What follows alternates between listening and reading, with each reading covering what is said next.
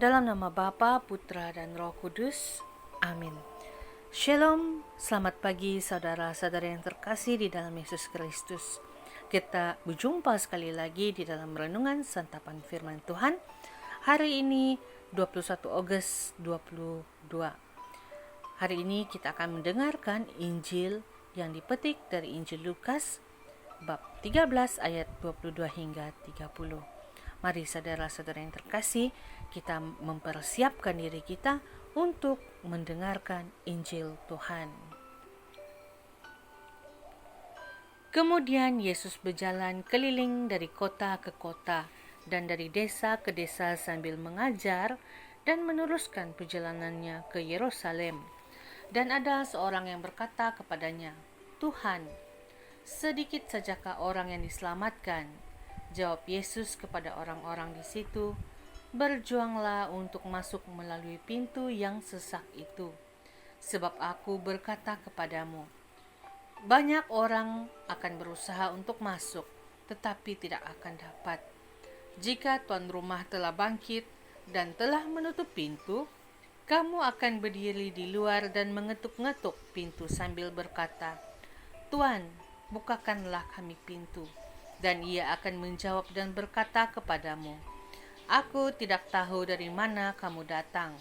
Maka kamu akan berkata, 'Kami telah makan dan minum di hadapanmu, dan engkau telah mengajar di jalan-jalan kota kami.' Tetapi ia akan berkata kepadamu, 'Aku tidak tahu dari mana kamu datang. Enyahlah dari hadapanku, hai kamu sekalian yang melakukan kejahatan.' Di sanalah akan terdapat ratap dan kertak gigi, apabila kamu akan melihat Abraham dan Ishak dan Yakub dan semua nabi di dalam kerajaan Allah, tetapi kamu sendiri dicampakkan keluar.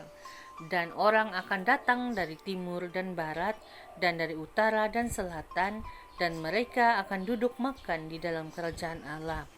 Dan sesungguhnya ada orang yang terakhir yang akan menjadi orang yang terdahulu, dan ada orang yang terdahulu akan menjadi orang yang terakhir."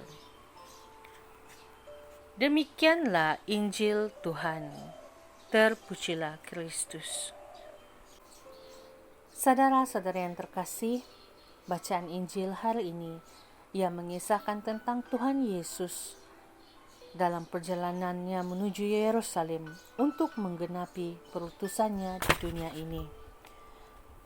Dalam perjalanannya kali ini, ada seorang yang bertanya, "Tuhan, sedikit sajakah orang yang diselamatkan?"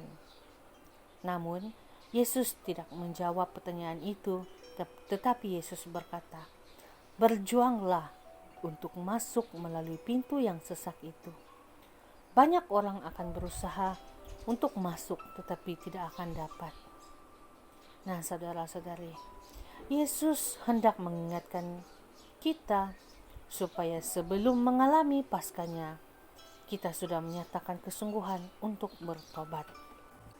Saudara-saudara yang terkasih, sungguh Tuhan Yesus kita itu adalah Tuhan yang luar biasa, karena Dia masih bagi kesempatan kepada kita untuk bertobat. Jadi berbalik pada diri kita, adakah kita mau mengambil kesempatan yang Tuhan bagi untuk mau bertobat?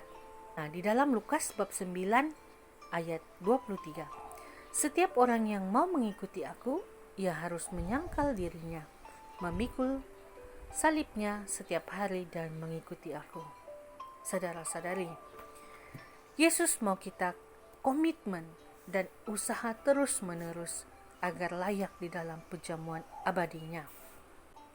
Pesan Yesus ini juga, saudara-saudari, yang menyatakan bahwa semua kita dipanggil kepada keselamatan, tetapi melalui pintu yang sesak, sehingga kita perlu mengambil komitmen untuk membuang egois diri kita, agar kita sentiasa bersandar pada kekuatan Allah.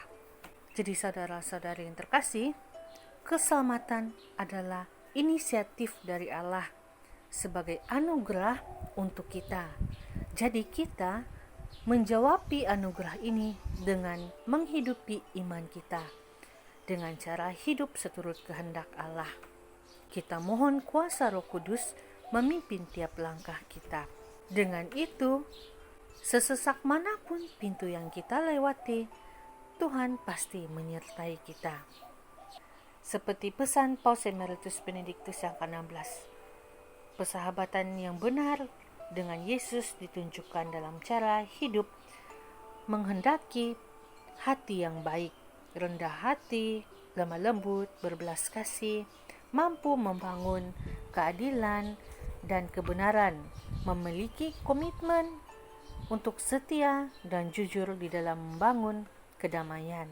Jadi saudara-saudara yang terkasih, dengan kebajikan-kebajikan inilah menjadi sebuah tiket bagi kita, menunjukkan bahwa kita benar-benar sahabat Yesus, dan Yesus pasti akan membuka jalan kepada hidup abadi, meskipun kita harus melewati pintu yang sesak. Tuhan memberkati. Dalam nama Bapa dan Putra dan Roh Kudus. Amin.